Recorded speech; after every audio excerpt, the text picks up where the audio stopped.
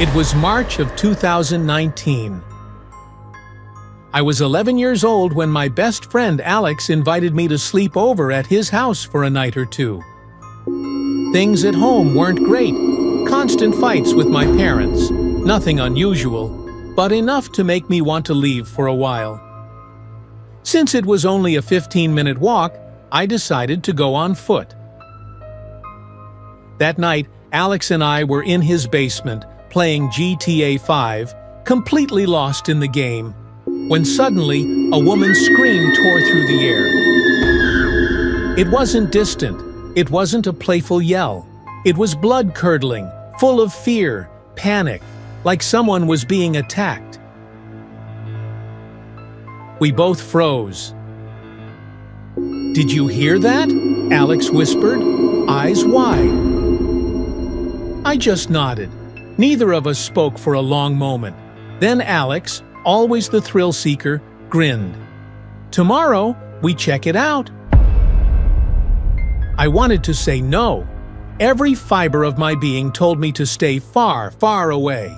But I didn't want to seem scared, so I agreed. That night, I couldn't sleep. I kept hearing tapping on the window. Light, deliberate, like someone outside was watching. Morning came, and we made our way into the woods behind Alex's house. He led me to an old abandoned house, half hidden by overgrown trees. "Told you it was real," Alex smirked. The second we climbed through a broken window, an awful stench hit us.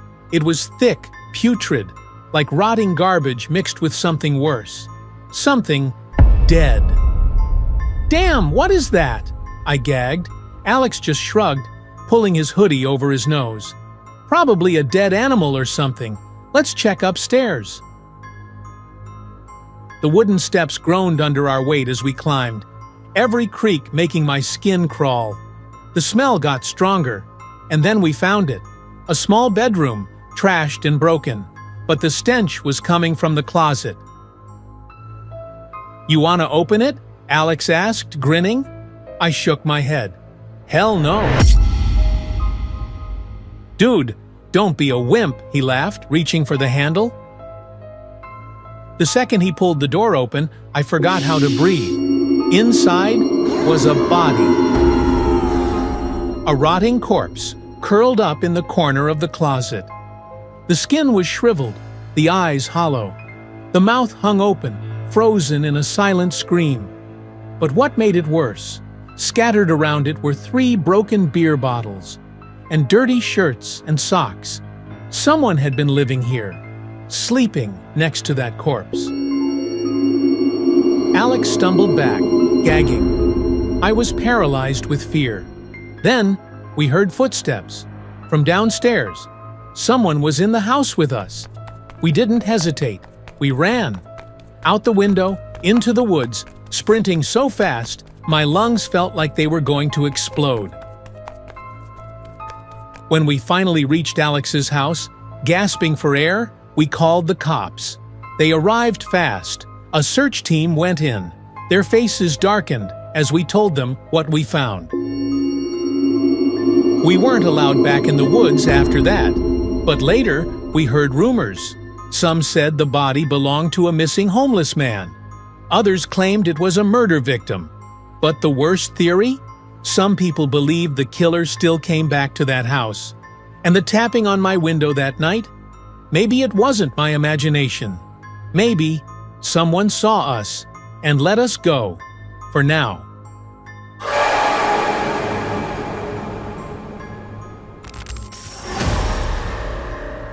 This all started in the early 2000s, back in the AOL dial-up days, when my sister and I lived in a small Indiana town. We were bored teenagers, always looking for something to do. I was 14, she was 16, and we had 2 close friends, a brother and sister duo, Samantha and Steve. One night, we were browsing the internet for haunted locations nearby, hoping to find some local ghost stories we could investigate. That's when we stumbled upon the legend of Tenpenny Bridge. The story was simple. A vagrant had died there, murdered, some said. Others claimed he had only 10 pennies to his name when he took his last breath on that very bridge. If you parked in the middle of the bridge, turned off your car, and placed 10 pennies in a straight row on the guardrail, something would happen. Some said the pennies would move, others swore they'd vanish completely. But the most disturbing claim? Your car wouldn't start. Of course, being dumb kids, we thought this sounded amazing. We had no idea what we were walking into. That night, we hit up a few supposedly haunted spots before finally making our way to Tenpenny Bridge around midnight. The drive felt endless. Indiana is full of empty roads and nothingness, and by the time we reached the bridge, it felt like we'd driven straight into the middle of nowhere. The bridge itself wasn't much, just an old weathered overpass stretching over a forgotten road, but something about it felt wrong. The air was too still. The darkness around us was too thick, but we weren't scared, not yet. We set up the experiment, parked the car in the middle of the bridge, turned off the engine, stepped outside into the cold night air, lined up the 10 pennies, perfectly straight, on the concrete guardrail. Then, we waited. Nothing happened at first. We laughed, joked around, even wandered a little, stretching our legs. After about 10 minutes, Steve suddenly called out, "Guys, look at this!" We turned. 2 pennies, the ones on the right end of the line, had moved. They'd slid about an inch to the side. None of us had touched them. We stared, trying to explain it. Wind? A small vibration? It wasn't much, but it was enough to make us uneasy. We carefully moved the pennies back, making sure they were in a perfect line again. Then, just to be sure, we all stood on the opposite side of the car, facing each other, with our backs to the bridge. 5 minutes passed. Then it happened. Tink! The sound of a coin hitting pavement. A cold wave of fear shot through me. A penny had just been thrown, launched right between Steve and me. We heard it bounce, spinning on the asphalt before coming to a stop. We snapped our heads toward the guardrail. The neat row of pennies was now a mess. Some were pushed to the very edge, barely holding on. Others were scattered, as if something had swiped through them with force. The silence around us felt heavy, like something was watching, waiting. Then, a loud thud from the back of the car. That was all we needed. We scrambled into the car, pure panic setting in, hands fumbling for seatbelts, screaming at my sister to start the damn engine. She turned the key. Nothing. She tried again. The engine stalled. Again. Still nothing. It was as if something was holding us there. By the 3rd try, the car finally roared to life, and we peeled out of there, gravel kicking up behind us as we sped away. 2 miles down the road, we finally stopped, hearts pounding, hands shaking. Then, my sister, of all people, said something that made my stomach drop. We should go back. I have no idea what possessed us, but we actually did. We turned the car around and drove back to the bridge. This time, we didn't even get out. We just pulled up and stared. The pennies. They were back in a perfect line, neat, straight, as if nothing had happened. We left them there. We weren't taking any chances. But the worst part? The next morning when I woke up, something felt off. I shifted in bed, feeling something small under my back. I reached down and pulled out a penny. I sat up, heart hammering, staring at it. Moments later, my phone buzzed. It was my sister. She woke up on a penny too. So did Sam. So did Steve. None of us had taken any pennies from the bridge, and yet they followed us home. That was over 20 years ago. My sister and I still talk about it sometimes, always with a shiver. And to this day, I never pick up a stray penny, because I know what it might mean. And I know something out there might still be watching.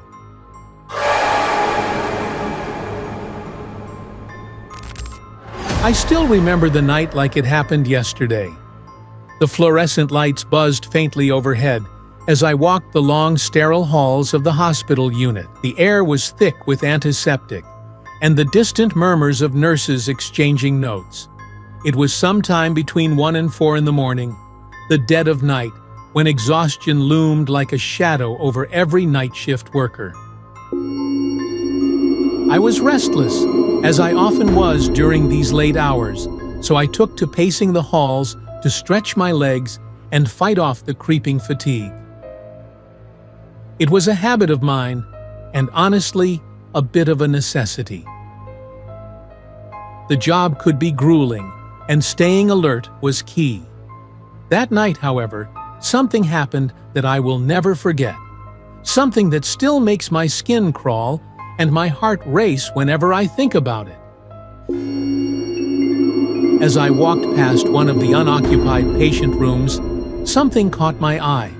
The door was slightly ajar, and inside, sitting on the edge of the bed, was a woman. She was wearing pink scrubs, her blonde hair pulled up into a high ponytail. For a split second, I didn't process it.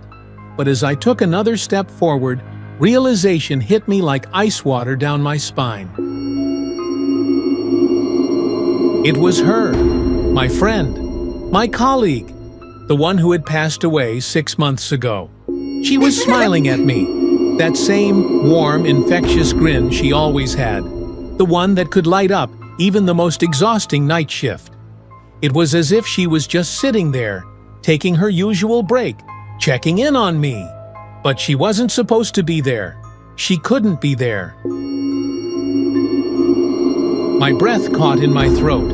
My body froze. My brain screamed at me that what I was seeing wasn't possible, but my eyes refused to deny the reality before me. I blinked, hard, hoping that maybe, just maybe, it was a trick of the light, an illusion brought on by my tired mind. But she was still there, still smiling. I took a hesitant step closer, my voice trembling as I whispered her name. Emily? And just like that, she was gone, vanished. The bed was empty. The room was silent, as if nothing had ever been there. A cold chill wrapped around me, tightening like a vice. My hands were shaking, my pulse hammering against my ribs. I felt tears welling in my eyes as an overwhelming wave of emotions hit me all at once. Fear, sadness, shock. But above all, something else. Something I couldn't quite explain. I turned on my heel and sprinted back to the nurse's station, my breaths coming in short, panicked gasps. When I told my colleagues what had happened, their reactions were not what I expected. No skepticism. No dismissing it as exhaustion-induced hallucinations. Instead, they nodded, exchanged knowing glances, and one of them even smiled softly. Of course she'd come back here, one of them said. She loved this place. That statement sent a fresh wave of shivers down my spine. It made sense. Emily had always been passionate about her job. Even when she was battling leukemia, she would talk about how much she missed being at work, how she longed to put on her pink scrubs again and care for her patients. Was that what she had been doing? Was she still here, watching over us, making sure the night shifts ran smoothly? The thought should have been comforting, and maybe in a way it was, but I still couldn't shake the eerie, unsettling feeling that lingered in my bones. Because if she was here, if her spirit had truly returned to the hospital she loved so much, what did that mean? Was she trapped? Did she know she was gone? Or was she simply unwilling to let go? To this day, I don't have an answer. but every time I walk past that empty patient room during a night shift, I can't help but glance inside, half expecting to see her sitting there again, smiling at me, and sometimes, I swear, out of the corner of my eye, I still do. So guys, if this story gave you chills, don't forget to like, share, and subscribe for more eerie tales. What would you have done if you were in that house? Let us know in the comments below. And remember, some mysteries are best left unsolved. Stay curious, but stay safe. Until next time, thanks for watching.